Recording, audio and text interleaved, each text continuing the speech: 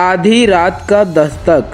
यह साल उस रात की सबसे घुटन वाली रात थी। घड़ी में रात के 2 बज रहे थे। बाहर हवा का शोर ऐसा था कि जैसे कोई जख्मी जानवर चिल्ला रहा हो, और मैं अपने कमरे में अकेला था। तभी मेरे कमरे का खिड़की अचानक से कोई तेजी से खटखटाया। ऐसा लग रहा था कि जैसे कोई बाहर से उसमें नाखून रगड़ रहा हो। तो मैंने खुद को समझाया कि यह एक छोटा सा रहम है। तभी मेरे फोन की स्क्रीन जल उठी। तभी मेरे फोन पे एक अननोन नंबर से कॉल आया। इतने रात को कॉल आया तो मैं बहुत डर गया, वह भी अननोन नंबर से। फिर मेरे हाथ काफी कांपने लगे और मैं कांपते हाथों से अपना फोन को रिसीव किया। मैंने हेलो बोला, फिर मेरा गला सूख गया और दूसरी ओर से एकदम सन्नाटा था।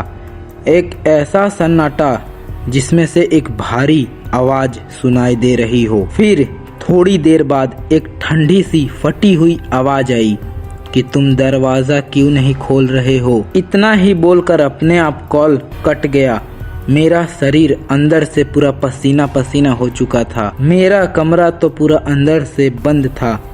फिर कोई दरवाजे में खड़े रहने की बात कोई कैसे कर सकता है। तभी अचानक से दरवाजे पे कोई ठकठकाया बहुत जोरों से। रूम के अंदर काफी खामोशी थी, तो वह हल्की सी खटखटाहट मुझे एक धमाके की जैसी लगी। मैं एकदम सुनने खड़ा था।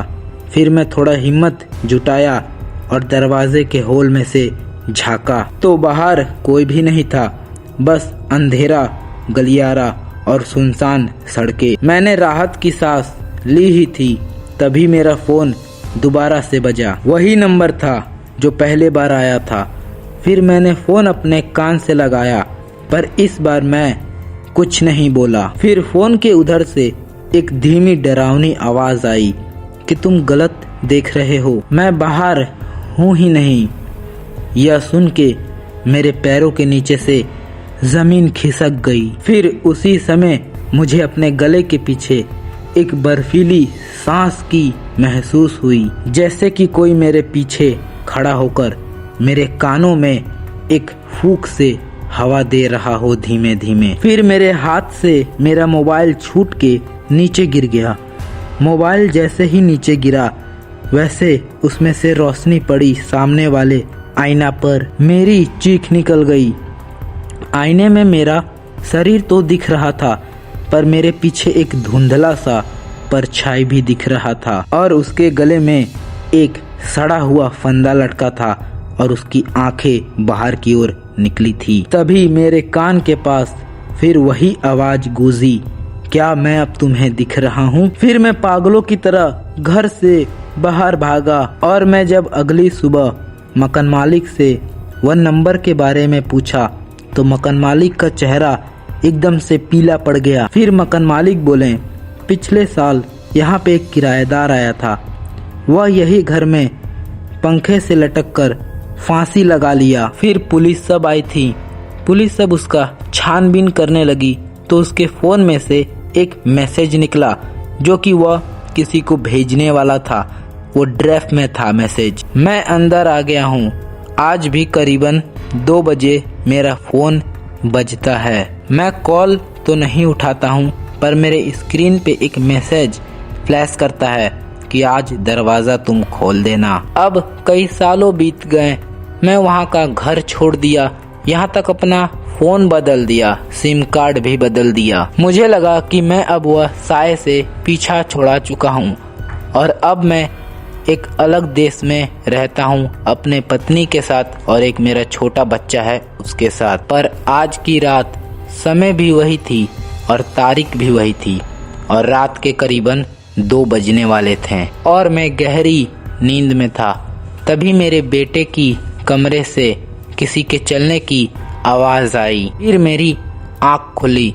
सन्नाटे को चीरते हुए एक आवाज सुनाई दी। मेरे फोन में एक कॉल आया। फिर वही नंबर जो पिछले साल आया था। यह देख के मेरे हाथ कांपने लगे। मैंने सोचा यह कैसे मुमकिन है? मैंने तो अपना सिम कार्ड बदल दिया था, तो यह कॉल दोबारा कैसे आया? मेरा तो गला एकदम से सूख चुका था। फिर मैंने कांपते हाथों से अपना फोन उठाया, पर इस बार दूसरे ओर से कोई आवाज नहीं आई। बस मेरे बेटे के कमरे से एक धीमी आवाज आई, जैसे कि वह किसी से बात कर रहा हो अपने कमरे में। फिर मैंने दबे पांव उसके कमरे की ओर गया। उसका दरवाजा आधा खुला था और अंदर में जो दिखा वह देख के मेरा प्राण सूख गया। मेरा 6 साल का बेटा कमरे में अकेले अपने हाथ को ऊपर करके खड़ा था, जैसे कि कोई उसका हाथ थामा हो, और वह कमरे के कोने में देख के एक अजीब सी मुस्कान दे रहा था। तभी मेरे फोन में एक मैसेज फ्लैश हुआ और वह मैसेज में लिखा था, शुक्रिया तुम दरवाजा आज खोले थे। तभी मैं जोरों से चिल्लाया, आर्यन यहाँ आओ। तभी मेरा बेटा धीरे से मुड़ा। उसकी आंखें एकदम ज़ॉम्बीज़ की तरह हो चुकी थी। फिर मेरा बेटा अपने हाथ को मेरी ओर किया और वही आवाज में बोला जो मैंने सालों पहले सुनी थी कि पापा, अब वो अंकल कह रहे हैं मुझे कहीं जाने की जरूरत नहीं है, अब मुझे एक नया घर मिल गया। फिर तभी मेरे घर की सारी लाइटें अचानक से चली गई, तो तभी मुझे महसूस हुआ कि मेरा बेटा मेरे पास नहीं है। फिर अचानक से जब लाइट आई तो मेरा बेटा मेरे ठीक सामने खड़ा था और वह एक अलग ही आवाज में बोल रहा था, क्या अब मैं तुम्हें साफ साफ दिख रहा हूँ। फिर अगले दिन वह घर में पुलिस आई तो वहाँ पे कोई नहीं था सिवा एक फोन के। यह कहानी यहीं पे समाप्त होती है।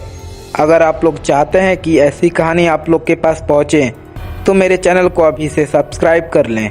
तो मिलते हैं नेक्स्ट वीडियो में। आज के लिए इतना ही। Bye bye.